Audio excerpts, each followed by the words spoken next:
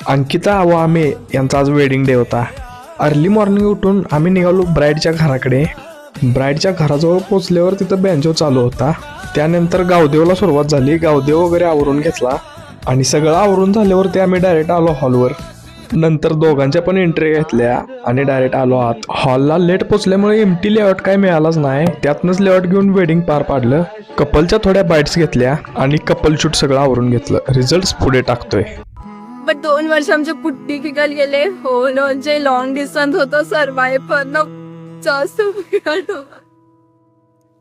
आधी मग सेल की ना तो जाताना माझ्या मायला वजन आधी माहिती होतं का लग्न होईल, बट लॉंग डिस्टन्स फेल की नाही फायनली होते. खूप बरं वाटलं. लाख स्वप्ने लाखात एक माझे, ते स्वप्न तू पहावे.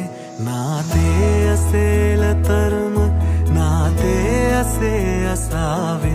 जे 7 वचन आपण देणार आहेत तिथं सप्तपदी वेळी, ते आपण दोघं सोबत निभावू.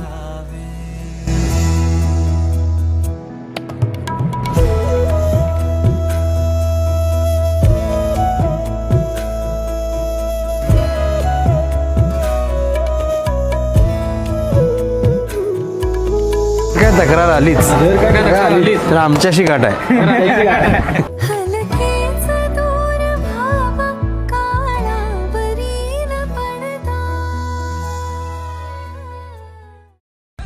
अंकिता व आमे यांचा आज वेडिंग डे होता. अर्ली मॉर्निंग उठून आम्ही निघालो ब्राईडच्या घराकडे. ब्राईडच्या घराजवळ पोचल्यावर तिथं बँजो चालू होता. त्यानंतर गावदेवला सुरुवात झाली. गावदेव वगैरे आवरून घेतला आणि सगळं आवरून झाल्यावरती आम्ही डायरेक्ट आलो हॉलवर. नंतर दोघांच्या पण एंट्री घेतल्या आणि डायरेक्ट आलो आत. हॉलला लेट पोचल्यामुळे एमटी लेआउट काय मिळालाच नाही. त्यातनंच लेआउट घेऊन वेडिंग पार पाडलं.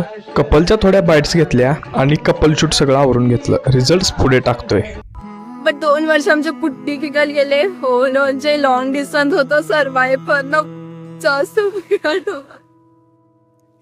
आधी मग सेल की ना तो जाताना माझ्या मायला वजन आधी माहिती होतं का लग्न होईल, बट लॉंग डिस्टन्स फेल की नाही